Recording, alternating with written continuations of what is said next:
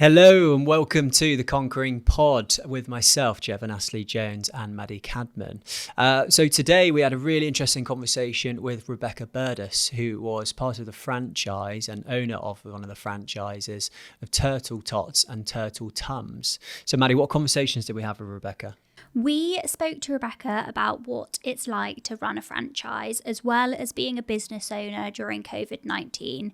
We spoke about the importance of introducing children to the water as early as possible, as well as the positive effects her pre-natal water meditation classes can have on pregnant women. And Jevon, who may be interested in listening to this podcast? I think the people mainly interested in this podcast are probably mothers, fathers and carers, either about to have a child or who have a newborn. I think it's also really important for people listening to this who live near the sea and understand the importance of water safety and introducing your children to the water as early as possible. Thanks for listening. We hope that you enjoy the podcast. But if we don't need to, then we don't need to. Should we go straight into it? Should we go in? Let's go. Okay. Rebecca Burdus. Hello. Welcome to the podcast. Thank you. In simple terms, what is your industry and what is your business? My industry is leisure and my business is a baby swimming school. But when I say baby, that's 0 to 4. So baby, toddler and preschool swimming. And I also have a side aspect of that business where we offer services for pregnant ladies where they get to relax in the water while they're pregnant. Aquanatal. Fab. What's it called? Turtle Tums. And my business is called Turtle Tots. Excellent. Okay, so tell us a little bit more about the setup of that then, in terms of what type of business is it's a franchise. So Turtle Tots is a franchise. Yeah, Turtle Tots was founded nearly 15 years ago by a pair of ladies who had come from another industry and decided to grow their own franchise. And we are now across the world. How many locations? Approximately 4 or 5. Okay. So there's the rights to be in more countries than there currently is. Yeah. But looking to grow into those. Is it an English company? Yeah, English country. Head office is in Bristol, so Okay. not far away. No, not far I'm one at of the all. closest franchises to head office. How many franchises in the UK? Approximately 30, 35. Okay, quite a few. Yeah, quite a few. And then across Ireland as well. Ireland is a big patch, and then Scotland. Well, Wales, Scotland, England and Ireland. It's grown in some parts of the country more and quicker, I think, depending on the demographic and population. So at the moment, the franchises are split into postcodes and you can buy areas rather than specific counties. But I have the franchise for Devon without Plymouth. So there's another area that's bought in the postcodes of Plymouth. Then there's Cornwall. So my area stretches from as far over towards Dorset as Seaton.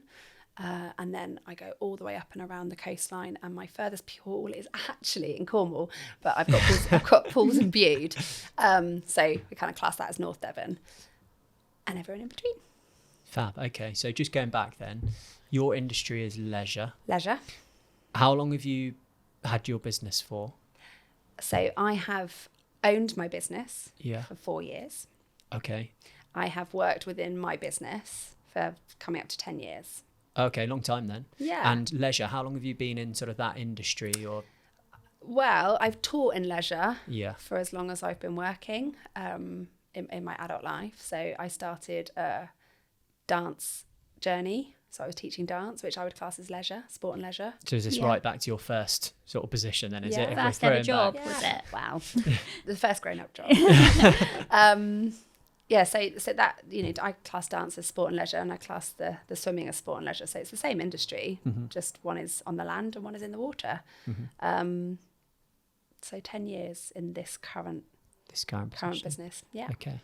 So would you, we spoke a little bit earlier, you'd class yourself as it's a fairly sort of speciality teaching kind of yes. role that is your, not your title, but like what you do every day when you're in the business. Is sort of speciality teaching for very young children and prenatal. Yeah, so prenatal, very small aspect, but we offer that journey. So we look at it as a journey from tums to tots. And so many of my customers come in the acronatal and then carry on their journey with their babies. But people can come in from any age. You have so many families ask you, when's the right time for my child to learn to swim? Well, we take babies in the water from as little as birth, like weeks old. Wow. Really? And what are the benefits of doing that? Oh, so many benefits. So many benefits. Both physically, I can't say that word, physically, and neurologically, for development and building relationships. The earliest days, there's an incredible opportunity for bonding with the carer. So it's not always mum or dad or a relative. They're half an hour sessions, so it's half an hour of real one-to-one time, whilst also in a group activity and with a teacher. And as the children grow, the benefits change for like age-appropriate development. So it starts in a very neurological way. And then by the time my little people tend to leave me, they can swim independently. And they'll move on to what is called learn to swim classes, where they swim independently in the water without their parent. So that's what we would class as like normal swimming lessons. Mm-hmm. Most of my little people tend to leave fairly confident in the water and swimming independently on their own. And what age would they be when they leave you? Between 3.5 and 4. It's an interesting question that we altered during the COVID period. Previously, it would have been 3.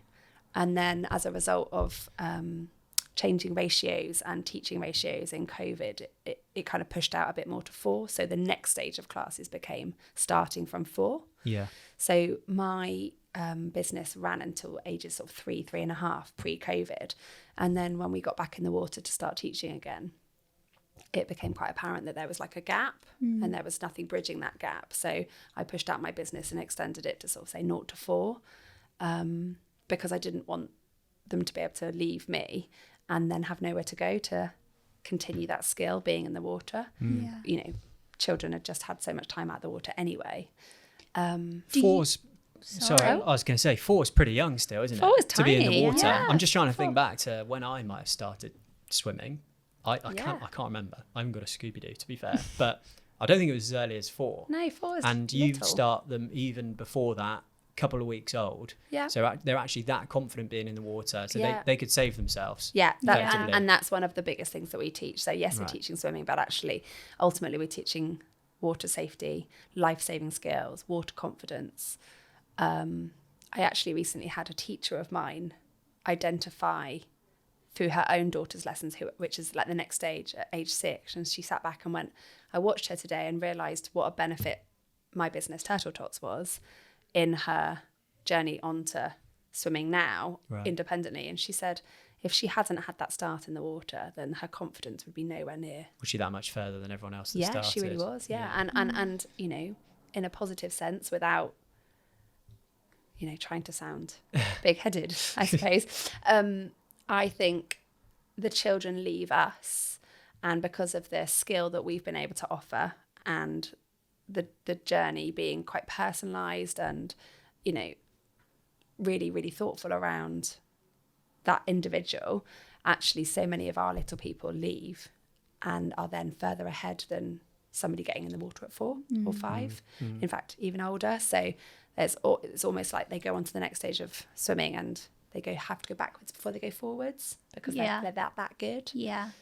Do you have complete freedom in the way that you run your business, even though it's a franchise?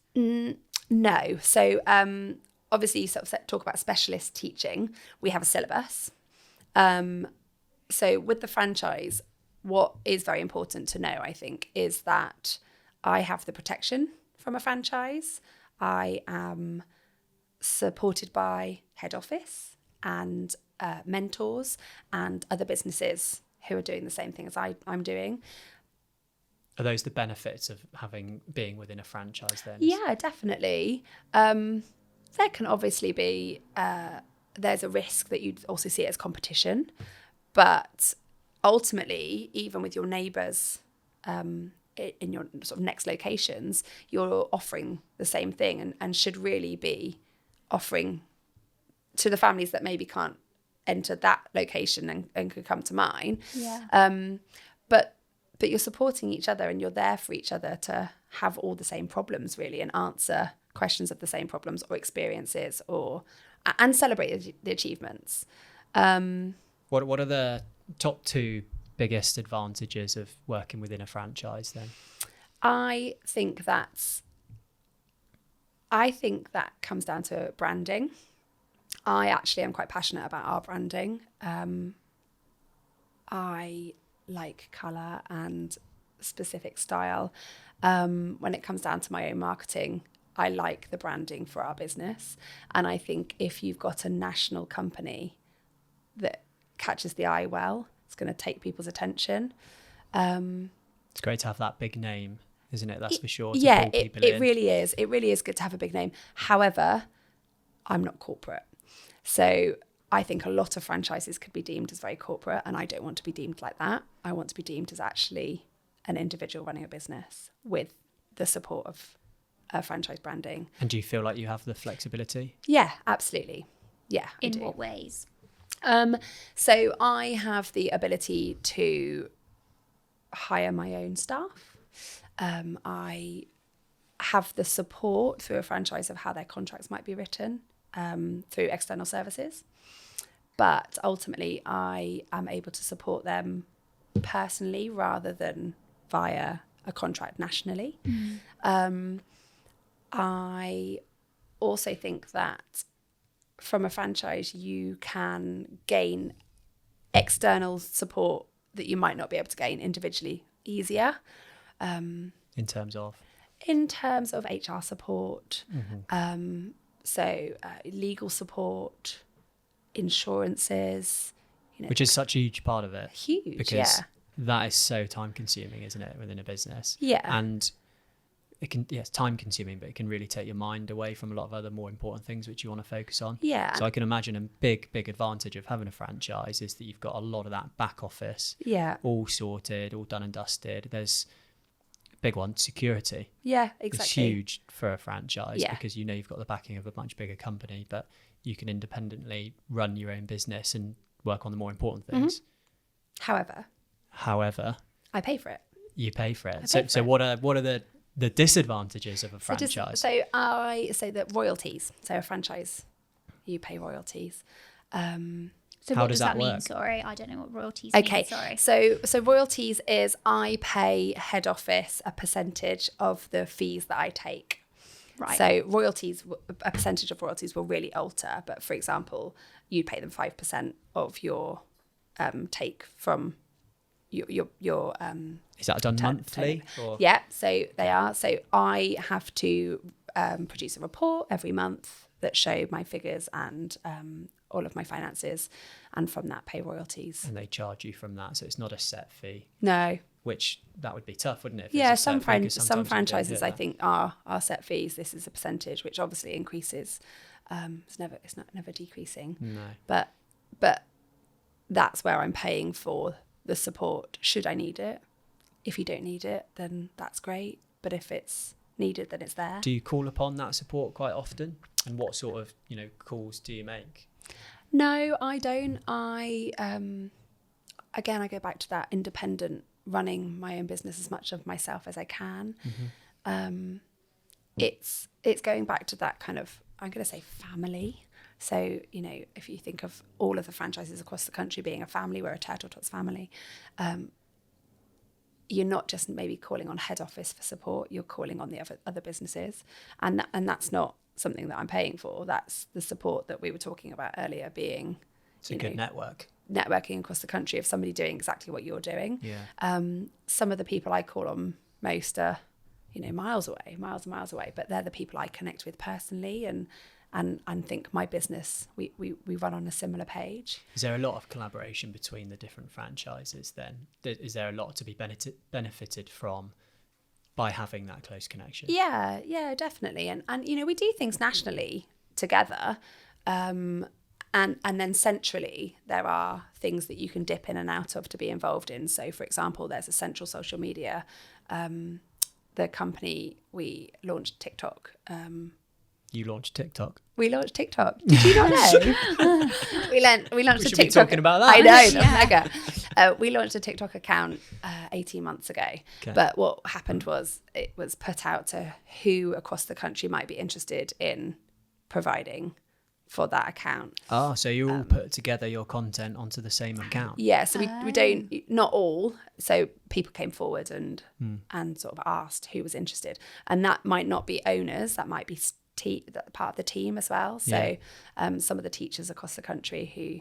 But everybody benefits from that. Yeah, I would Did imagine. you guys get involved in that? I It's your did, business. yeah. I did, What yeah. did you do? Well, I just provide some of the content. We sort of split it out into a rota, like a timetable. So I provided some content, and I also maybe critiqued some content. Of course. Because again, going back to that branding thing, I like things to be drawn into the branding. So for example, our colours are green, pink and blue. So I don't want to produce a piece of marketing or, anything that's going to go out onto any sort of media that's going to be green and red and yellow, Actually, it's about everybody being on that same page to know what looks good. Because ultimately, like I said earlier, you want to catch people's eye. And my business is such as you've got to get in and do it before you can make your own opinion. So if you can catch someone's eye, they're then going to go, right, who's that? What are they doing? What service are they offering? What's the reputation? Before they actually get in the water and build their own opinion. Do you find that, working in a franchise, other locations maybe don't have that same mindset as you, and that can kind of tarnish you at the same time? I don't know so much about tarnish, but they're because we've got that freedom. Yeah. So because that's that freedom there to run your business and create things for your business yourself, there's definitely going to be differences of opinion in style and content and all of that really comes down to like the social media kind of stuff and the marketing, whereas actually what we're doing day to day is the same. Right.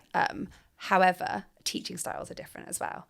So I've got a team of teachers. They all have different qualities. They teach in different ways, and people love and like them for different reasons. So put that nationally across the country with the same business model actually being run different, they can look very different. Yeah, definitely. Do you find that, with your team, are they also involved in the national kind of joinings of the other franchises? There's opportunity for that. Yeah. Yeah. So there's a support network for, owners, teachers, support, so we also have like pool assistants, and there's opportunity for everybody to get involved within the business nationally and take knowledge and skill and opportunity to further your training, and that's there. So but for you, would you say your business is very much internally for you, is it like your team, or does your team get involved in those national I would say conferences? My team personally, my current team, it's much more localized. They're all less willing to put themselves out there for whatever reason, or maybe I just don't give them enough opportunity. Maybe. I don't know. Maybe. I'll tell you what I'm really interested in. I want to talk about the branding of the business, because that's a great subject. But I want to go back even further. I want to talk about what you'd actually do, like day to day. Okay. I don't actually know. We've been through the, you get young children in and teach them to learn in the water, that sort of thing. Yeah. Let's take it even back a little bit further to like the prenatal side of things. Mm-hmm. What would you actually do with mothers or fathers as well in the water? So we're mothers only actually within our sessions. We don't offer a session for couples. Twice a week, I offer 2 classes a week, same class, 2 days. It's an hour's worth of relaxation. So the training that I did to be able to run these classes was aquanatal yoga. So we then adapt the term yoga to be in the water. My adaptation of the term yoga is to be well in body and mind, which is crucial within pregnancy. Yin and yang. Absolutely. Absolutely. I think there's not enough focus around physical and mental well-being in pregnancy, or there's not enough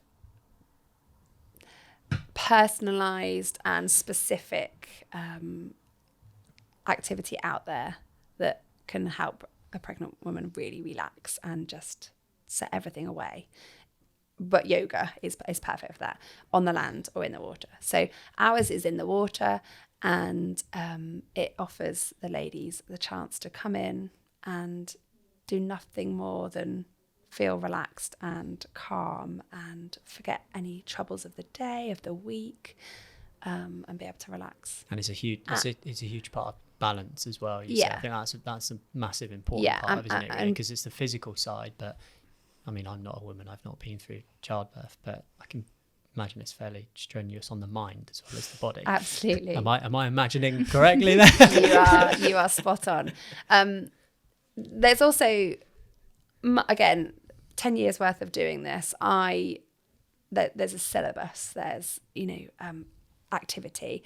I began to realise what my ladies were gaining from the activity I was giving, and I was able to draw from that and then offer a little bit extra, I think, in a kind of therapeutic way. A lot of chat around preparing for labour and parenting, the earlier stages of parenting. So it's an opportunity for women doing the same thing at the same time to be able to get in a room and ask questions of each other, answer questions for each other. Some are experienced. It's not all first-time mums. It's, I've had ladies that are in on their third and fourth baby. Every pregnancy is different. So experiences become different. Yeah, that's really interesting you say that, because if you had said to me what you do, like prenatal, I just thought it would have all been physical. But it's actually, am I right in saying it's probably less about the physical side and more about like the network, the community? There's a huge stigma about, I think specifically for first-time mums being pregnant, there's a huge stigma around being active in pregnancy, and actually you have to understand that sometimes your body doesn't allow you to be as active as you previously were in pregnancy. So yeah, the physical side of it seems like the focus, whereas actually for me, the mental well-being is as important, if not more important. So to be able to get into a space where you are supported by the water, you're weightless. No matter how pregnant you are, you can start from 14 weeks. And I've had ladies through to 42 weeks where they've almost given birth with me. And obviously throughout your journey, you become heavier and heavier with, the baby growing. So the benefits at the end of pregnancy are incredible because it's completely weightless activity supported by the water. And the stuff that we can do in the water is absolutely not an option on the land. So much more, when you're pregnant. So the physical is important, but actually for somebody to get in that can't be physical on the land and just have that mental well-being, huge side of it. Yeah, I totally get that. And then going forward to, post-birth, let's call it. Is that the right word? Is it post-natal? Post-natal, yeah, probably that's the one. Similar. Yeah. What would you do with, really young children? You say a couple of weeks. What can they do in the water? You just chuck them in and watch them float? Much. That is not what we're going to do here. No, we are not going to chuck the babies in and watch them float. That's kind of the opposite. So from the moment parents walk in out of the changing room onto my poolside, we immediately start talking about safety. So many of the families that book onto my courses want to know what they can do with their baby because they feel worried about having their babies in the water, or as adults they feel worried about themselves being in the water. Lots of families book on that can't swim themselves because they don't necessarily want that for their baby. In fact, I've had pregnant ladies book on that can't swim.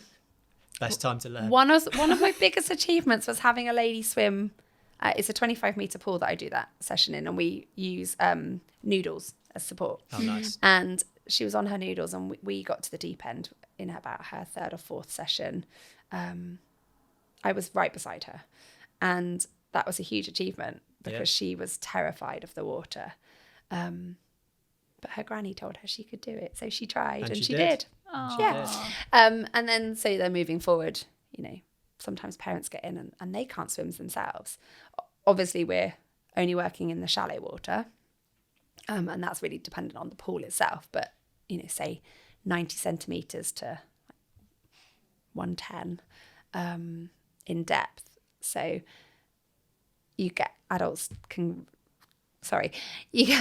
remain confident. That's what I'm trying to say. They can stand. They can stand up. Yeah. Well, yeah, but, you know, there's a difference between standing and holding your baby at waist height to there is at shoulder height. Yeah. So immediately. But before that, getting into the water. How do you get into the water with a baby? How do you hold them? Do you climb down the steps? Do you jump in? Do you jump in and throw them in? No. I don't know. How do you? No, you don't. Giving parents that opportunity to know how to be safe and to remind them to be safe. That said, babies can do a lot more than parents expect them they can. Don't they have like a self-float mechanism or something like that? Babies can float. They press a button. They the press way a button. You said that just made me think. It's a bit like one of those lifeboats. Just gonna like They can never pull the string capsize. and like inflatable. But they do, don't they? They find their way up and get their head up. They know that they have to do that. Women can have water baths, can't they? Well, where do babies grow? In the tongue. In the tongue with water. Yeah. Yeah. Liquid. So they can breathe underwater. Yeah, so they have a gag reflex, which is where they hold their breath. We've all had it. Yeah. So the gag reflex is a primitive reflex that you're born with. So it's developing while your baby's growing, and then so babies grow in water. They're then born in water. Some babies, or they're then born. So immediately you can put a baby back into the water and they hold their breath. Wow. Up until about 9 months. And what do they do then? Then the gag reflex fades, and then we have to encourage them to learn to prepare to go in and under the water. This must be a huge part of it. Yeah. This is it is huge. However, it's also a huge part of lots of things we do. So, you know, actually take that back to not being huge. It's just one part of lots and lots of things that we do. So there's a lot of focus on underwater swimming and baby swimming. It's deemed for a lot of people as like the biggest thing that we do, put babies under the water, whereas actually it's just one part of lots of things that they learn within the syllabus. What's the process then from that 9 months? I suppose you're getting them used to the gag reflex and being able to support themselves. Where would they go? What would be the progression from there to where you chip them off? So Turtle Tots as a business within this industry, we have an incredible tutor in head office who has done a lot of work around how children have the right to be able to communicate and the support that they are offered from the families should be like a two-way approval. There are a lot of baby swimming schools that just dunk babies under the water, and across the world there are a lot of techniques that are really awful, where it is a sink or swim, throw a baby in and just watch them float or sink or find their way. Whereas what we offer in the research that's been done is we're very child-led, we're baby-led. It's not actually around the adult making the decision, it's around the child making the decision. So whilst a baby can't tell us straight away, I don't want to go under the water or I don't want to jump in, actually what we're able to do is to allow them to communicate either through body language or facial expression before they can physically speak. We use a cueing method. So we teach repetitive cueing, where from the moment they get in the water, they learn this consistent repetitive cueing for what is coming next. And that isn't necessarily just going under the water. It might be entering the water. My hand expressions here are for you guys that can see me. We do one particularly where children get into the water with a 3-word cue and they come in upright, they lean forward and then they get into the water. So that when you take your hands away from your baby, when your baby is stable and they're sat upright, or your toddler is sitting on their own independently, you can still use those terms, and they know what they should, and they say should lightly there, what they should be doing. And that's the same with going under the water. So from the moment that they get in the water, we teach that repetitive cueing for going under the water, so that when that gag reflex fades at 9 months, if you told them those cues, they'd know what's coming next. And that ultimately is going in into the water and swimming under the water. So it's almost like getting them to understand what's coming next Yeah. and what action to do. Yeah, once you're actually anticipation. in Yeah. that water. And the action that they're doing, I think you said earlier, it's a natural reflex. So you watch babies go under the water, and a lot of them just very naturally kick their legs and come to the surface. Children learn to swim better under the water than they do on the surface, because their buoyancy doesn't allow them to be on the surface until they leave us, really, about 4.5. Their bodies aren't strong enough to be on the surface by themselves. They don't have the core strength to have their legs behind them without support, so we use aids to support their swimming. Babies under the water can swim independently. You can let them go and they can move through the water, and they have that strength because they're supported by the water. That is interesting. It is. So why should mums and dads out there come to your classes? Because it's a life-saving skill. It's a life skill. It's the skill that I would pay for, and I did pay for, because I started this as a parent. I haven't started working in this industry because I'm a swimmer. I'm not a swimmer in my own personal experience, not, competitively, or it wasn't my focus sport as a child. It's something that I've come into as a parent, and I fell in love with very quickly, and I saw the benefit for very quickly. And when I say very quickly, I mean a couple of lessons. That was the activity, the skill, the business, the branding, the whole package holistically. I fell in love with very quickly, and realised that it was going to be something I could get involved in. I don't want to be a bit morbid here, but it could be the difference between life and death. It's absolutely the difference between life or death. Because babies that age wander off, do whatever, don't Yeah. they? You can't keep an eye on them the whole Yeah. time. But if they don't know what to do in water and they find themselves in water, then that is a huge, huge part of it, isn't it? Yeah, really? absolutely. I haven't had, thankfully, too many situations that have been a case of life or death. In fact, never as far as that. But a couple of years ago, I had a little person that had been with me for nearly 4 years. He was about to graduate. We call it graduation when they leave us. That's Nice. cute. He was about to graduate and move on to independent lessons where his grown-up wouldn't be in the water. One of the biggest lessons you have to teach them before that is to listen, to be safe. When an adult's not in the water, they're not holding on, they're not right beside them. They need to have their listening ears turned on. And he was waiting to come into the class. It was the class before, and he was waiting to come to the class. He was poolside with his dad. His dad was right next to him. And he stepped in without dad watching. Very easily done. Dad took his eyes off for 2 seconds. One of the things we teach is when they come into the water, they immediately turn around and hold on, whether that's the poolside, whether it's a riverbank, whether it's a paddleboard or a boat, anything you could be near in water to hold on to. You're turning around and looking for something to hold on to. And he did. He fell into the water. He turned around. He came up to the surface. He held on. And he was frightened. He'd really frightened himself because he didn't mean to fall in. And that's the absolute definition of an accident, isn't it? Yeah. Something And you're training children for those circumstances from where weeks old. it's completely a surprise. Yeah. You're basically grooving their first response. Yeah. aren't you? From weeks old. Yeah, So where even an adult that jumps into cold water, the first thing you do is panic and flap about and then Yeah. drown when they, the classic advert that we've all seen, lie flat on your back Yeah, and everything. Yeah. So that is one of the techniques we'll teach. I talk around turning around and holding on, but if there's nothing to hold on to, what do? Roll onto your back and float. Okay. And once that panic disappears, you can float on your back for quite a considerable amount of time if you're calm.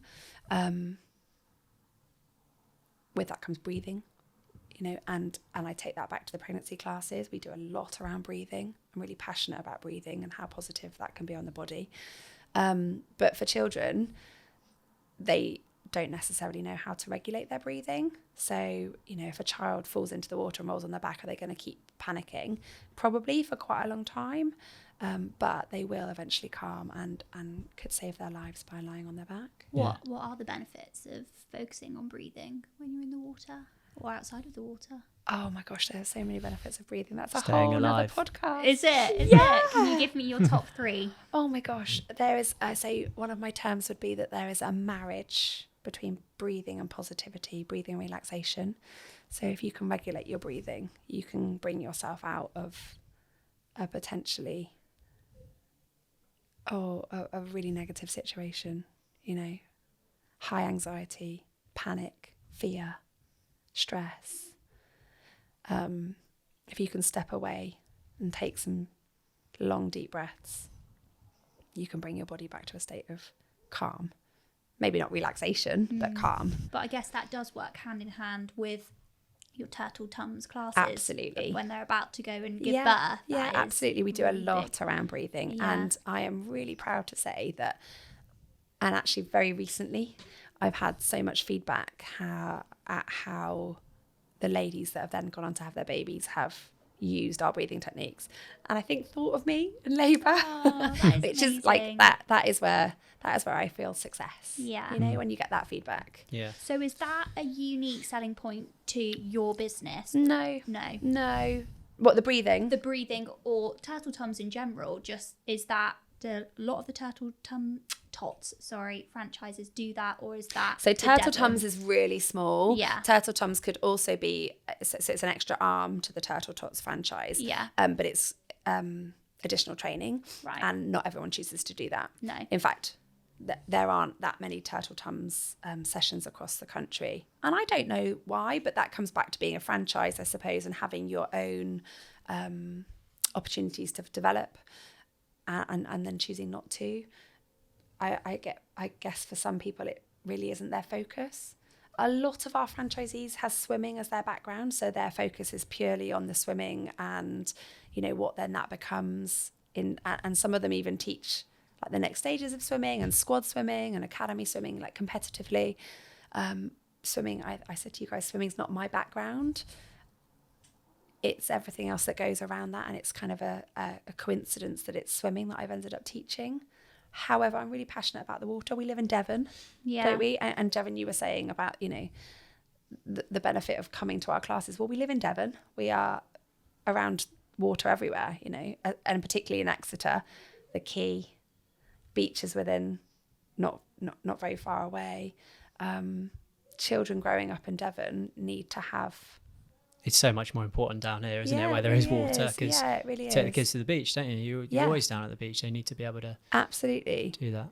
And also having that, as little as a paddling pool in the garden, being safe in water, in the bath, being safe in the bath, it's crucial, but particularly in Devon because we've got so much access to it. I would consider you, and we sort of spoke about this a little bit earlier on, but your position at the moment is very much, you class yourself as a specialist teacher, wouldn't you, or instructor. Where did that start for you? Just going back to the start of your journey, you've been with Turtle Tots for the last 10 years. Yeah. Did it start 10 years ago, or did No. it start even further back than that? No, all of my grown-up jobs have always been in an element of teaching across same industry. We talked about leisure, sport and leisure, but across different what's the term I'm looking for? Sectors. What was your first job then? My first job was in a bakery, Jevon. Okay. What were you teaching there? How not to eat the donuts. My first job. So I went from being a student to being a teacher. So I very naturally progressed as a student in dance. I went to a local dance school from the age of 9, and then at 15 I was made head girl, and by the time I was not quite 16 I was helping out with classes and assisting with classes, and then through no desire to go to do further education at university and not really knowing what other direction I wanted to go in, I ended up teaching dance. What made you want to do that? Was it because of lack of want to go to university, or? No, it wasn't to do with lack of university as such. It was, I would have loved to have been in that industry, but I'm also fairly able to say that I'm not good enough to dance in that industry. I wasn't good enough to go and have Honest. a job. Yeah, honest. Yeah. However, those that can't teach, right? I had a real passion in being able to teach what I loved. And I was dancing multiple nights a week. I got the opportunity to take some classes, which then gave me the opportunity to do some qualifications. Doors opened, and I ended up working alongside my teachers, my friends, and doing a job that I absolutely loved. So, what do you love about teaching? Teaching, oh, there's so much satisfaction in seeing somebody else progress because of you being able to support them, which is exactly what I'm doing now. It's just a very different type. Yeah, very different type. Because one is on the land and one is in the water. Yeah. But yeah, that satisfaction of seeing someone else flourish and being able to identify somebody else's skill and positive even when they can't, and even more so in children. So I've taught adults as well. I taught adult dancing. I've done adult dance classes. I've worked with adults within education. So I then moved out of the dance industry and I went to work in a completely different field again, but I went to work in special education. Really? Which that's completely different. Completely different. Yeah. But I absolutely loved that as well. What did you love about it? Oh, so much. The way I got into that was through a passion in communication. I wanted to learn a language. I wanted to learn a language I might use.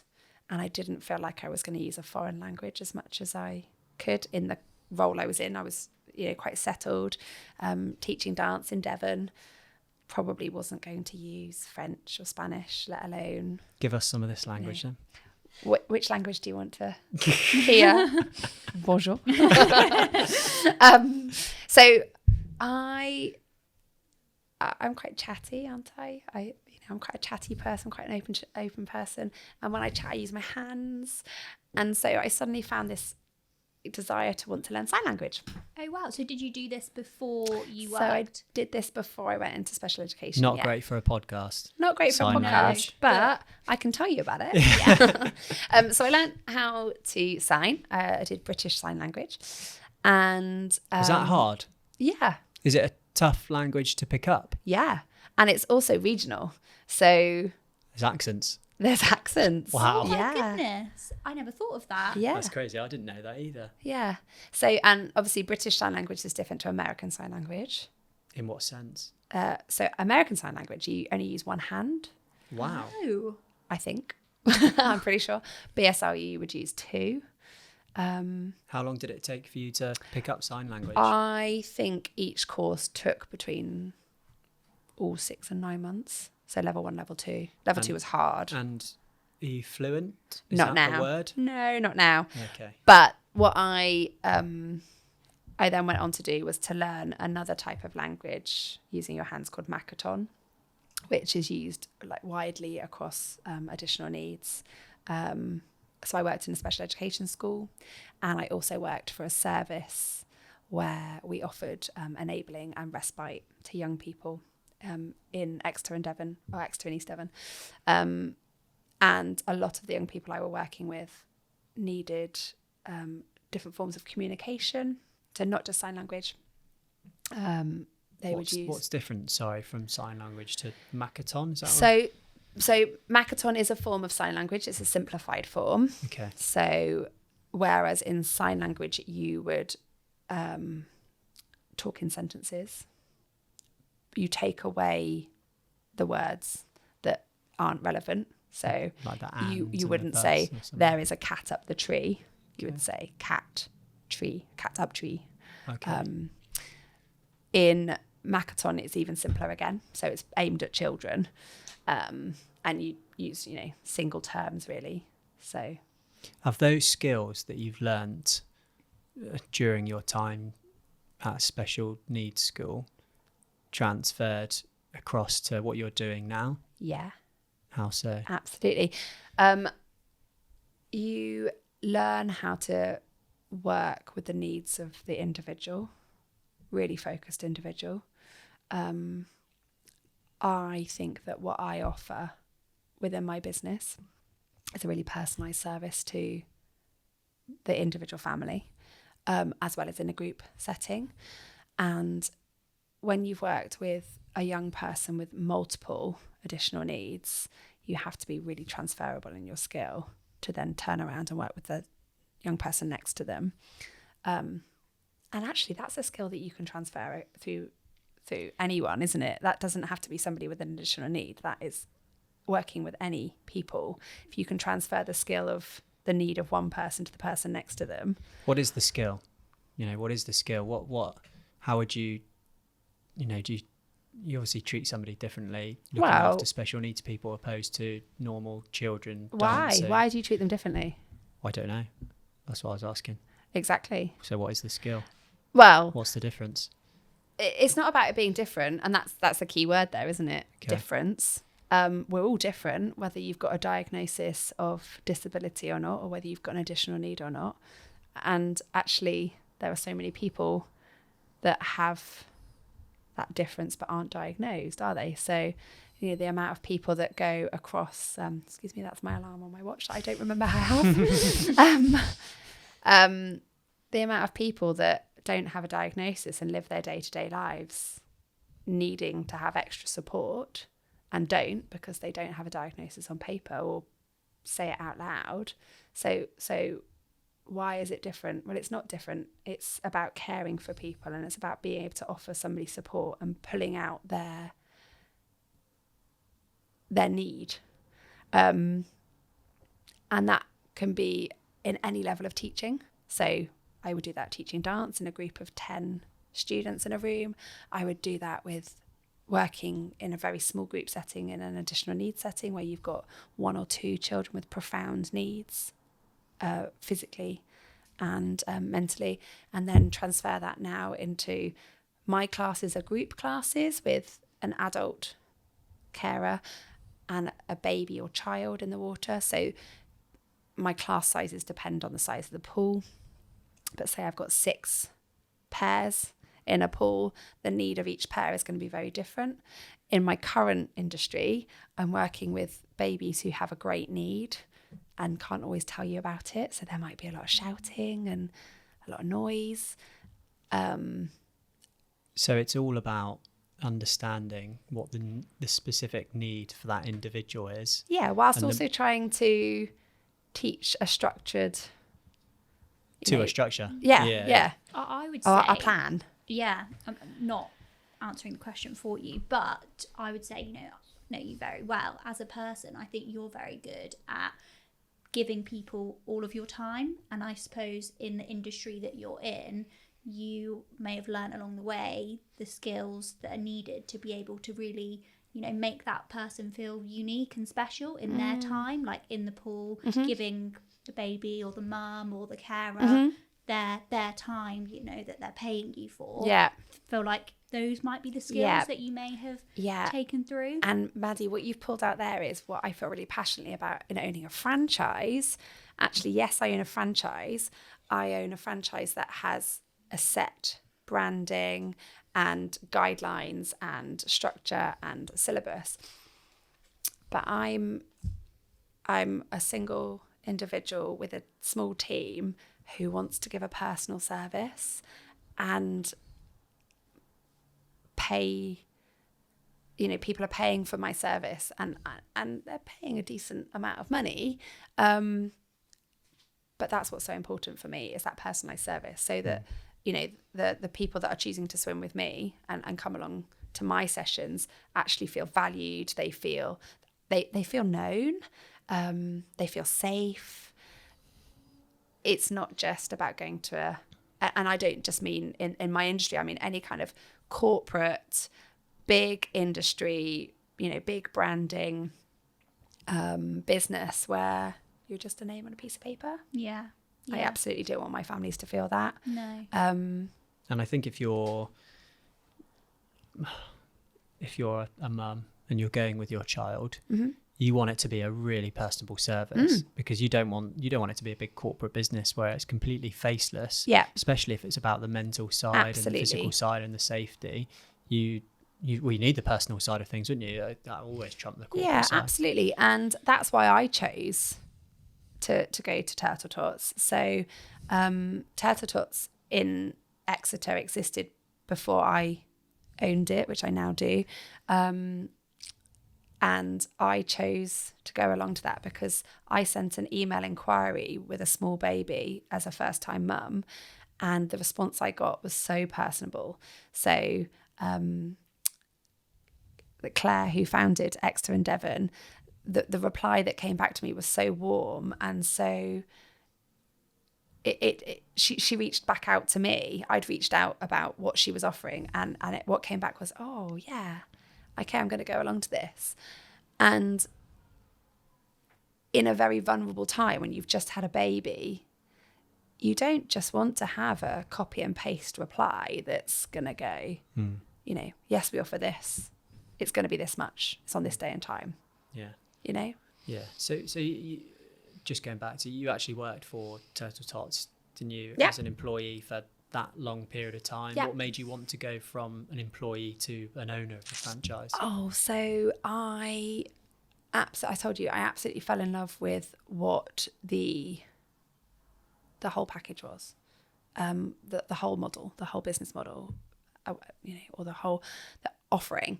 As a parent, very quickly I looked at the franchise option. So I had gone on maternity leave in a job that I absolutely loved. However, at the time, the service I worked for was a Devon County run service. And as I was going on maternity, it was being bought out by a big corporate enterprise that was going to turn it into that business. and it was, I think there is an eye-opening experience when anyone has a baby about how your life changes, obviously, and how maybe your journey might change and your priorities might change. So for me, there was a slight wavering thought that I wouldn't go back into the industry I'd come out of. Not immediately anyway.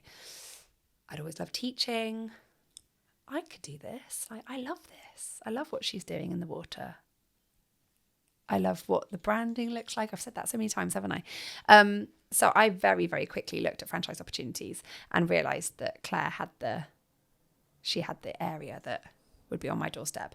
Was I going to be prepared to up and move? No. So it became not an option quite quickly. And then between us, there was a mutual look where I think she spotted me and I spotted her, and we ended up having a coffee. And Claire had founded the swimming at Turtle Tots in the December. So we just turned 10 in December.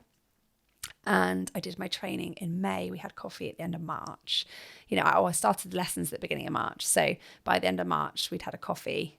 I went on a training course in May. I started teaching in June. Nice. It's quite quick. It's quite quick. Yeah. So I was her second teacher.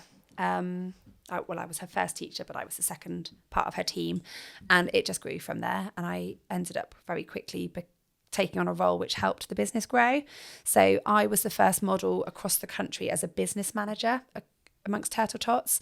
So franchise owners tend to run their businesses themselves, but if their businesses grow, they might need support. And as quickly as Claire was growing her business, she needed the support. You were the number two. And I was the number two. So you got a flavour for what it was like for actually running the business without running the business. Yeah. And you proved to yourself you were able to do it before you had to do it. Yeah. What did that business manager role entail? So I focused a lot on customer relations. So in an admin sense, because there's quite a big admin side behind, obviously the focus here is being in the water and teaching. However, there's quite a big admin side behind that of running a business. And so, you know, you're following up inquiries, encouraging inquiries, putting yourself out there, marketing. The business was new. There are other businesses in the area very similar. So you've then got to, like, you know, look at why you're different and promote why you're different. And Why are you different? Why would people want to come to us? Why are we different? Currently, I would say we're different because we offer a really personalised service, and it's a specialised skill with a team of experienced teachers, all parents, who understand not only what we're teaching and what we're offering, but why the families are with us, why they're coming along, what the where there can be negatives along the journey, you know, as well as kind of coming to the lessons and teaching what we're teaching in the water. There comes the either side of that, the getting to the sessions with new babies or with children, getting in the water, getting out the water, you know, not making the lessons, life getting in the way. You know, you're coming along to effectively a baby business and a baby activity, and there's barriers. There's barriers to be able to achieve that sometimes. So I feel that what makes us different is my team kind of have that whole package. It's not just that 30 minutes in the water. They understand that, you know, it's a journey to get into the water. It's a journey to get out of the water. And my team, as cheesy as it might sound, they've just got that extra bit of magic. And when you are a new parent, you just need that. You need that feeling that somebody cares and You want to be looked after. Yeah. Do you provide training to your team to do that? Yeah. So there's a structured turtle tots training. It's quite intense because it's quite a short period of time to be able to teach the program. But prior to that, you need to be a swimming teacher. So there's the qualifications that would teach across sort of naught to adult. And there's a couple of variations of that you need to have specific qualifications. So baby and preschool swimming. The association is the word I was looking for. The Swim Teachers Association is what most of my teachers train under. So the STA, you know, National Association, and then additional skills of, you know, like lifeguarding and on water safety. So it's quite, if you're coming into it completely untrained in swimming, which I did, there was quite a specific and quite an intense training program to go through. And then there's that additional nurturing. So I would like to think that all my teachers feel that I'm there for them, you know, at the start of their journey and right through, you know, CPD, you know, developing skills as a team and an individual. It's obviously an individual role because you're working on your own. It's not like being in a school where you've a team of teachers in the same building. You know, we're running sessions independently, but when we do get together as a team, it's nice to think that we can learn from each other and use each other's skills as well as going on, you know, qualified training programs. Yeah. So, sorry, I jumped forward then, but jump back a little bit. You were working as the business manager in Exeter. Yeah, so I was working as a business manager, and I think there was just a natural progression for both of us that I would end up buying into the business, which is exactly what I did. Actually, the timing had to be right for both of us, which I don't know now whether it was for me. It was something I needed to do for me, was to be able to say that the business was mine, because I felt like I was running it like it was mine. I was putting the passion into it like it was my business. When did you buy the business? So I bought the business in 2019. We started talking about me buying the business. And then along came. In 2020, I signed my paperwork, and transferred them money. And then 3 weeks later, there was this small virus called COVID. Never heard of it. So timing wise, I'd just had my third baby.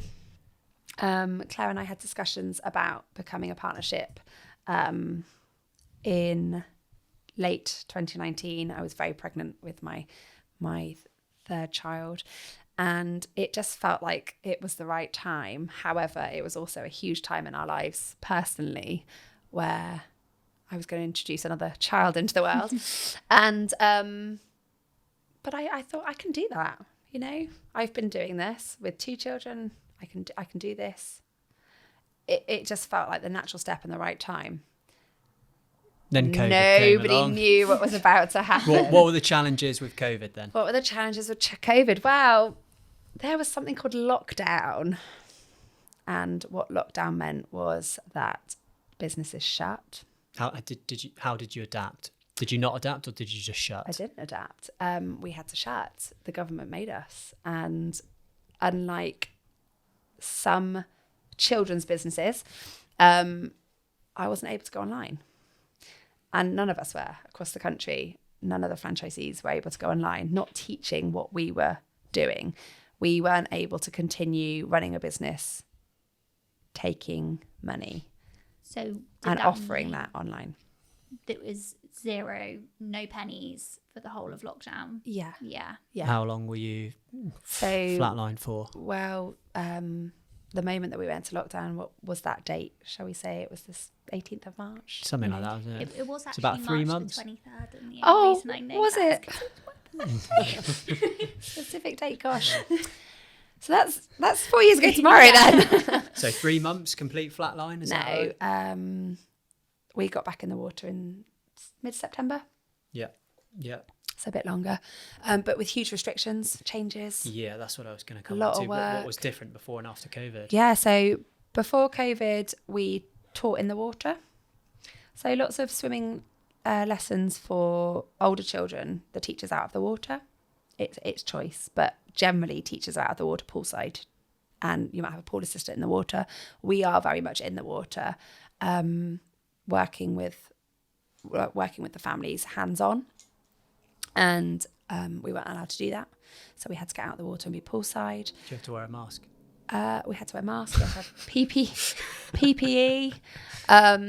We had to, oh gosh, have you seen the photos recently of like the queuing around the supermarket car park? No. Like, do you remember that we queued Yeah, I do around the remember, supermarket car park? Yeah. People are bringing it back. And like, Who's bringing that back? well, I've seen on social media that like there's photos of like, look what we were doing 4 years ago. Yeah. We were standing 2 meters apart, walking around a car park. So I'm guessing there was just a whole lot of social distancing for you And that was it. So ratios had to change, class sizes had to change, Right. social distancing within changing areas. You had to change the whole routine of families coming into the session. Yeah.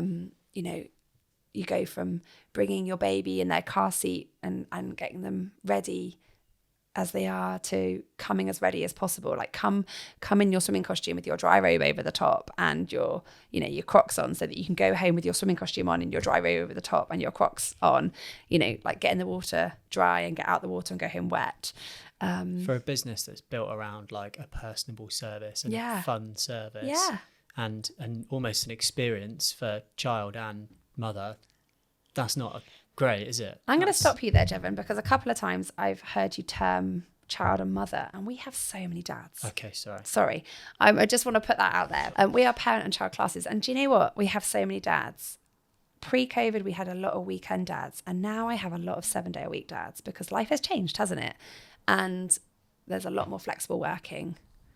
I see a lot of grandparents as well, aunts and uncles, carers. So kind of going backwards on the parent thing.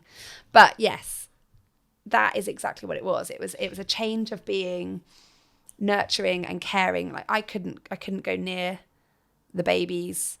I couldn't build relationships as well. None of my team could, because we weren't allowed to. Right.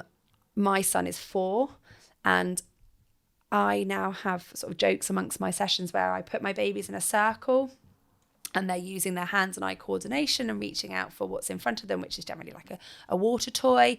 And I'll say to parents now, as they sort of take a step back and they're, you know, at a distance, I'll be like, guys, it's not 2020 anymore. We can stand next to each other. Yeah. Because the babies that were born anywhere between sort of late 2019 to early 2021, you know, they didn't know that. They didn't know that they could hold hands with another child, and there's a lot that there will be a lot of research, and there will be a lot of papers written on the children that were born in that time. Yeah. I wanted to touch upon sort of how do you balance, you know, running a business and family life? Should I take a pause there? Do you? Oh, I don't know, do I? It's a daily struggle. Not going to lie. It's a daily struggle. And there was me heavily pregnant with my third baby thinking I can do this. I can be a business owner and achieve well. And I think COVID definitely knocked people. My business is still running post-COVID. That's a huge achievement for me. But you don't anticipate the daily struggle. How has it changed between being an employee to then running the business? It's constant. How does that fit in with family life? It's constant.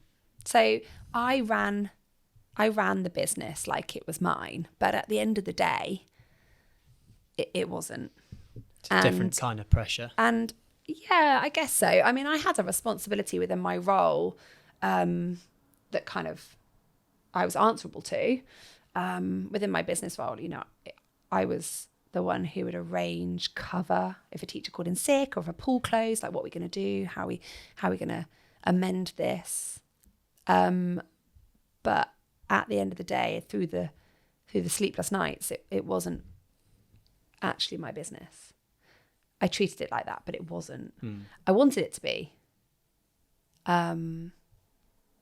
But on paper and the risks that come with owning a business, it wasn't mine. And now it is. And when you own a business, it's constant. It really is. My classes actually don't run 7 days a week. They run 6 days a week. But it's in my head 7 days a week. And that's not a bad thing. No. I mean, before it is... You basically said it, but you know, you're running a business for somebody. You don't have to deal with all the external pressures of, I don't know, falling apart, that sort of thing. Or the worry of the potential of that happening. But then when you do own it, it is all your responsibility. You haven't really got, you know, somebody to lean upon so much, unless you don't have a partner, that sort of thing. Yeah. I mean, I have, on paper, I have a partner, but she is absolutely there for me. That's a financial agreement now, and she is absolutely there for me, but not because she's gone into her previous industry, which was medicine, and I don't necessarily want to draw upon that support. If I needed to, I absolutely would. But I suppose going backwards to that franchise protection, that's the benefit there. Again, I would try not to. You know, I want to be able to achieve it myself because, like I said, it's a franchise business, but it's me running my business, and I want that independent aspect of that. So when you go from running someone else's business to owning your own business, whether you know the industry inside out or the actual, you know, the business inside out, it really does change. And I'm going to use that word constant again. It's always there. You know, even when you're on holiday, you don't completely shut off when you own a business, whether it's closed for Christmas or whether, you know, it's running permanently, because at the end of the day, you're the name on that piece of paper that makes you liable and responsible. And that's not necessarily a bad thing, but when you have a family life as well, you have to find, you know, that word you've used, that balance. That can be really hard, especially as a parent. So, you know, business owners who don't have their own children, you know, that you're generally just thinking about you or you and spouse or you and your sort of immediate family. But when you have children, you're thinking about you, maybe you and your spouse, you and your children. And then, you know, how do you arrange that pecking order? And at times that can be a real struggle. Flip side, it can also be a massive positive, you know. And for me personally, the business and the industry that I'm in allows me to really prioritize my children when I need to. So I'm a term time only business as much as possible. You know, occasionally I'll dip into the holidays, or it will, you know, my working hours will alter because of the holidays. But ultimately, most of the week I take my children to school and I pick them up from school, and I am available within the holidays, so they know that I'm around and I'm around caring for them. Equally, they also see me go to work, and that's so important for children to see their parents working. And I'm not going to say mum, because I'm not going to get into that conversation about, you know, women and male industry and roles and working. But for me, I am, you know, the sort of main carer while my husband has a full-time job. And then on that you get a business owner who that's full-time job anyway. So my hours might not be full-time, and I might not be able to say I'm a 9-to-5 worker or I'm a 40 hours a week. But when you own a business, it's fairly constant. What advice would you give to anybody out there that is struggling with that balance between personal and professional life? Talk about it. Ask for support, admit defeat, celebrate, you know, achievement. I'm not ashamed now to say that I've fallen out of love with my business daily, because when I'm doing what I do and what we offer, I absolutely love it. When I'm finding it really hard to balance my family life with running a business and wanting to achieve running a business well, so I strive to run my business well to a really high quality, it can be a struggle to then, like I said, you know, prioritize the pecking order. And when you want to achieve everything well, and sometimes none of it's like, you know, achieving well, that can be a real struggle. So advice is to reach out for support. And I'm probably one of the worst people for that. I'm not very good at that. You know, I've talked about, you know, business partner, I've talked about support for franchise. Others in the industry, so other franchisees across the industry, I'm not very good at reaching out for support from anyone when I'm feeling defeated or like I said, I've fallen out of love with my business. And when I say that, I mean that's because sometimes when you own a business, there might be things that you want to do, but you can't because your business actually takes priority, or people you want to see, or, you know, time that you want to have away from it, and you can't because you've chosen to take that responsibility. You can't just say, "Oh, I don't want to own you today. You'll be all right." Because actually you need your business to achieve, and that's fairly constant. I've used that word a lot, haven't I? Yeah. So what advice would you give to somebody thinking about buying into a franchise? So I think you need to know what that franchise is. Why are they looking to buy into a franchise?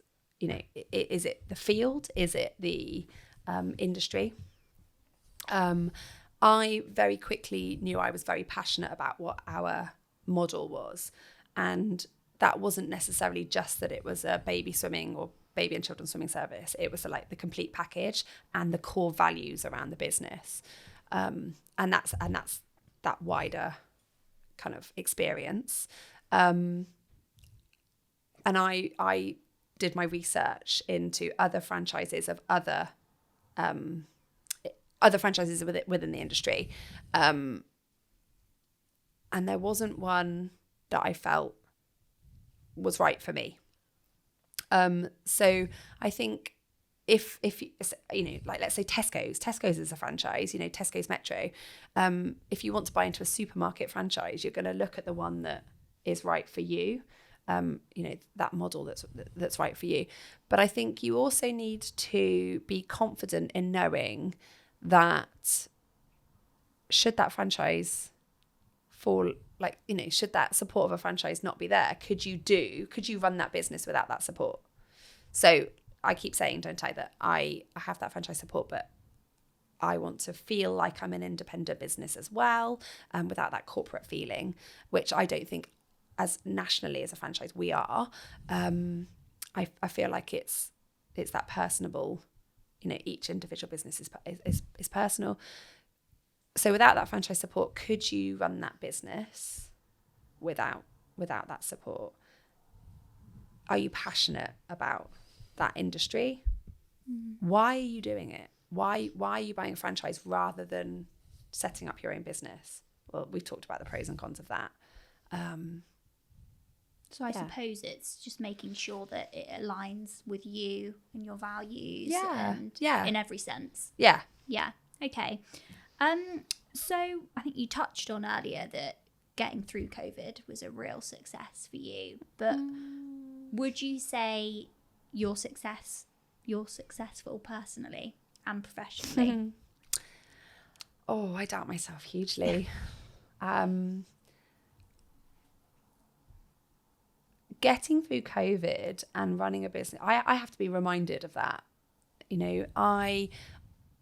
My business was bigger before COVID. My business shrank very naturally as a result of losing pools, losing staff. It's a bit of a chicken and egg situation. If you haven't got the teacher to teach in a pool, then you can't run classes. If you haven't got a pool to put a teacher in, you can't run classes. And as a result of COVID, there was some change within those dynamics of pools and teachers. So we shrank, and I don't think that's maybe a bad thing. Do you feel successful now? Yeah. I don't want to say yeah. Why not? But Why yeah. So I am someone who probably doesn't identify my own success without looking at other people's successes. So maybe my achievements aren't like my husband's achievements. So am I successful? Is he successful? In a different way, maybe, but I don't think How do you feel successful now then? I feel successful that my business is still running after COVID. Many small businesses couldn't carry on even once we could do what we were offering. And I think I would say that has happened as a result of what I have built the business to be. People haven't just walked away. They've been really supportive, really understanding, but they wouldn't have been supportive and understanding if they didn't value my business. And I've got a team of teachers who are absolutely brilliant, and some of them are new. Some of them have been with me pre that COVID disaster. So am I successful? Yeah, I'm running a business that is still going post that, huge impact that we had as a result of COVID. And ultimately, I only just owned it then. So I didn't even have the opportunity to jump in and do anything prior to that on paper myself. Like I said, I'd been running the business, but it wasn't mine. I had big goals prior to COVID. What were they? I'd like to own my own pool. I would like to own my own pool and offer, more than just turtle tots. I'd like to have a space, a venue. There's a couple of models sort of in the area that I would say I'd like to sort of use and grow my business, which would then allow more opportunity to teach more days, more hours, when it's yours, at the moment I'm quite restricted on pool time. That's a big restriction within my business. And that was my big goal when I bought the business. That was my big, right, I'm, a couple of years. What is the vision? What is the vision? To keep doing what I'm doing well. I'm a big believer that spread yourself too thin, it won't be good. So actually, if you can do something well as it is, then maintain that and then look to grow. Don't be afraid to shrink in your business size, because what I'm offering is that quality. And am I successful? Yes, Jevon. I'm going to say yes, I'm successful. Whilst I might not think so on a regular basis, I doubt myself a lot. I am. It's a reluctant yes. It is a reluctant. I think we've worked our way to there, haven't we? Okay, You talked yourself You round. talked yourself out of it, and then you talked yourself into it. Where is the success? Is the success in finance? Is it in profit, or money, or is it in actually just keeping going, or is it the fact that I have 3 children and I have a personal life and my business as well, and I can do it all? Is it the fact that I can juggle? Well, answer your own question then. What does success look like to you?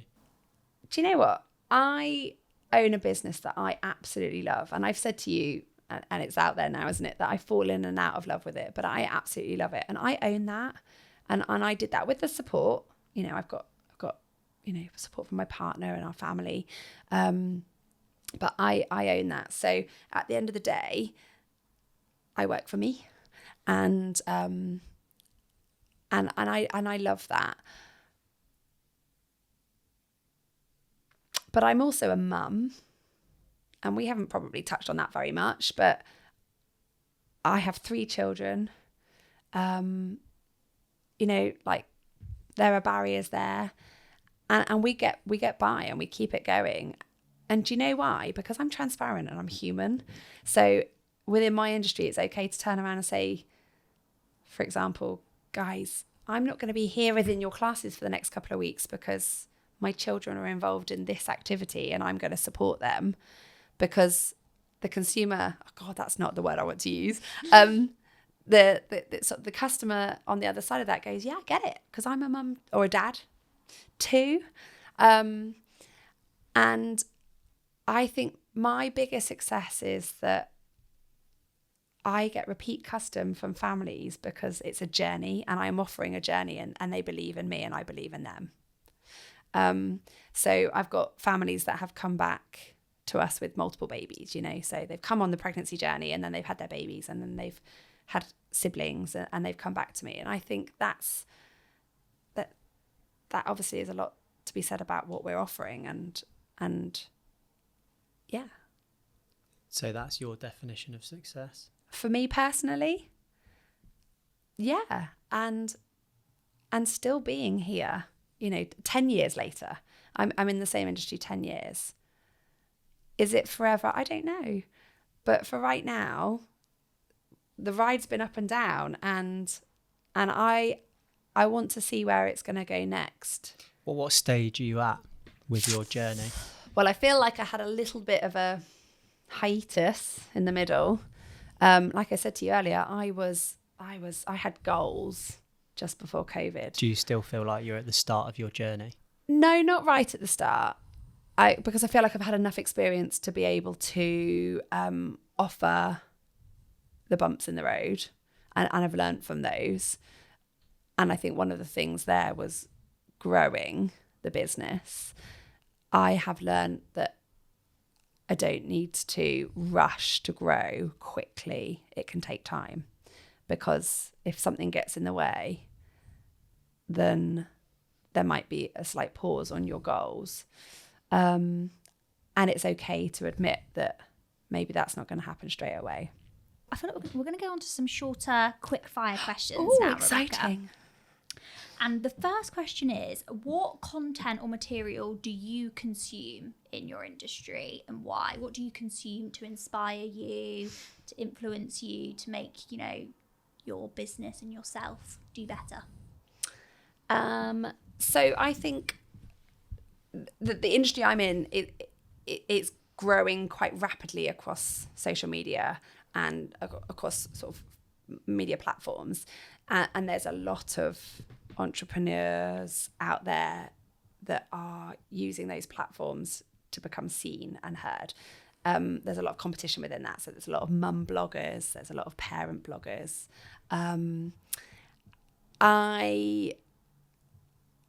I think what we do is constant.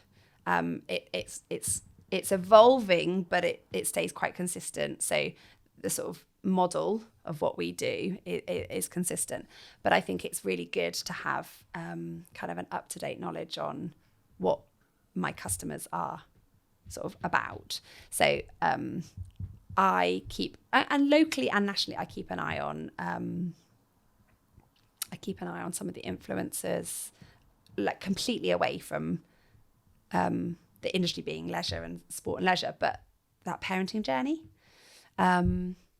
And, you know, being transparent about the struggles of everyday life with a baby and with children. So I probably draw on those a little bit. As we've mentioned, being a franchise, you know, you can draw on other franchises, journeys and content as well. But I quite like what I do. Yeah. So are there any influencers in particular that stand out? You could name drop. Oh gosh, I'm going to definitely name drop one, but she again has taken a different turn in her journey. So very locally, there is a mum blogger who is now a very, very successful author, Sarah Turner, who is otherwise known as the Unmumsy Mum, and she was a customer of ours on her parenting journey, and that was incredible because her journey grew huge very quickly. She was sort of at the earlier stages of the parent bloggers, and she made it real. You know, it got real, and it was great to have her take a turtle touch journey, because she was able to kind of be transparent about, you know, your wriggly baby that's screaming and wet at you after you've got swimming when you're trying to get your jeans on, and you know, but equally she was really passionate about what she was doing with her little boy, and she was probably the first person that I would have sort of followed as a parent as well. I read her books, so for me, I could then go into my classes and say, oh, have you looked at this, you know, blogger? So you're actually passing on that sort of information, other than it being local, which was, you know, it was great that she was on the doorstep in Exeter, but also that, you know, she'd gone completely national. So, and there are other, you know, mum bloggers like that now, or parent bloggers like that now, but she stands out particularly because, you know, she supported me. Yeah. In our business and our journey. Yeah. I feel like this next question, I mean, Sarah might be that person, but who has been or who is your biggest inspiration? Can either be in your sector or just in your personal life, and why? Actually, somebody I really look up to, very close to me, is somebody within my family who has been in loads of different industries and worked really hard their whole life, and been a mum of multiple children, and gone on the highs and the lows, run their own business, worked for people, and offers me support on a daily basis, would critique my decisions, would challenge my decisions, would inspire me to, you know, go further and do well and do more. But equally, who is it? Understanding. That's my mother-in-law. Mark's mum. She, she is a force to be reckoned with, but actually, at the end of the day, I kind of see the journey that she's been on and think, yeah, you've worked throughout having children, you've strived to do well, but also, you know, she can recognise that, life gets in the way as well. Yeah, that's a lovely answer. Well, yeah, she's not going to listen. Well, she might. Going back to your industry then, how do you think it might change in the next 5 years? Oh, I think that it can only get stronger again. And I think baby swimming was the activity post-COVID that people went back to very quickly because of what we offer in that life-saving skill and that, water safety, life skill, not just life-saving skill, but life skill. There are so many other businesses that you step into as a new parent, different areas that you can take your baby to. But this is one that's like a bigger journey. It's a bigger picture. And I think that there's room for that to get even stronger again. And I say again, I think the industry got big. There was a lot of options out there for this. And I wonder whether some of those other smaller businesses might not be as long lasting, whereas I feel like Turtle Tots will only get bigger and stronger nationally. So going back to that franchise support, which will then in turn allow the smaller businesses to stay successful. Shall we use that word? Mm-hmm. And continue, offering what they do in a really, really high quality way. Okay. I feel like there's been such maybe a movement or like culture shift towards self-improvement, like individually over the last, let's say 5 years, that there'll be that generation that will start to have children soon that will, practice self-improvement on themselves, but they'll also push that onto their children. From an early age. Yeah, and want to do it earlier and earlier and earlier. And these sort of things that you do at that early stage could be the start of that generation doing more and more. So I can only see there being more growth with this sort of thing. Yeah. Once people actually realise the importance, or have now that start to realise the importance of self-improvement. I mean, I don't know how long you define a journey of an industry, but the industry of baby swimming is still relatively new, like a couple of decades, with the research and the science behind it and the benefits. And, so we've been running an Exeter for 10 years. To me, in the journey of an industry, that's not very long, is it? So, yeah, I think you're right, Jevon. I think there is room to really continue to ground that for the next generations that are evolving.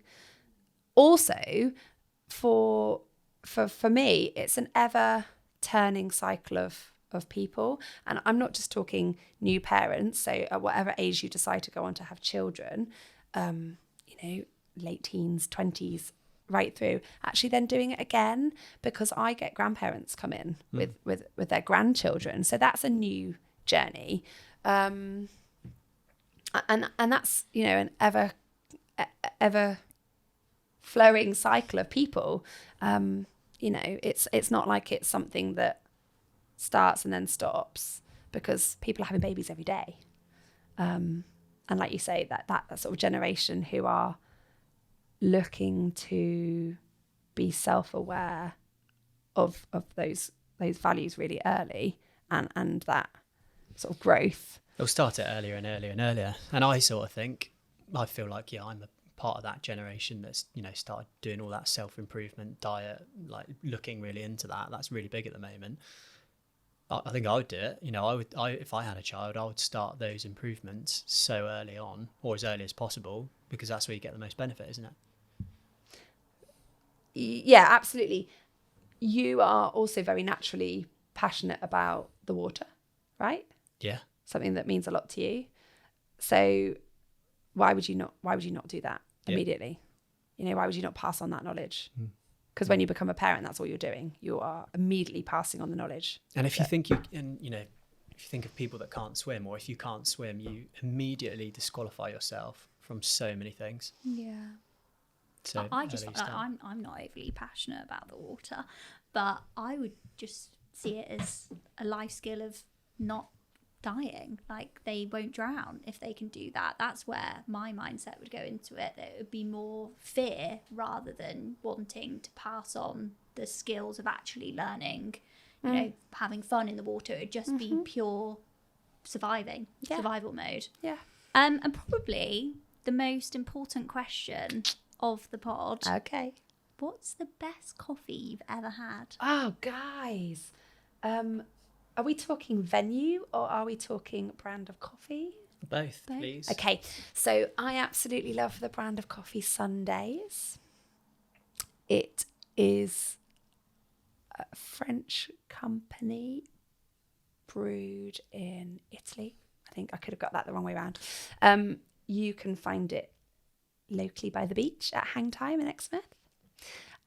They serve it at the tasting room on Topsham Road. I now buy it to take home, Sunday's coffee. So I would be looking for that in my venue. However, my very favourite local cup of coffee is on the seafront in my hometown. And that is coffee by Devon Roastworks, served by Tom at Capes. It's a really good coffee. Straight up or with a cheeky shot of caramel. Nice. That's my current favourite destination to go for my coffee. But that's not an en route to work coffee. So when I come into Exeter, I'm looking for Sundays at either the tasting room. And when I'm out walking the dog or by the beach, it would be Hang Time in Exmouth. Good answers. Fantastic. Well, thank you very much for coming on the Conquering Pod. I am very honoured to have been asked. Thanks for having me. Yeah, it's been a really different conversation to what we've had previously. There's some really exciting things to come out from that. eye-opening, and it's been amazing to have the first female guest on the pod. that is a really big deal, isn't it? It really is. Thanks for having me. I mean, you know, who run the world? Thank you very much. Thank you for having me. Thanks. Bye, bye, bye, bye, bye, bye, bye.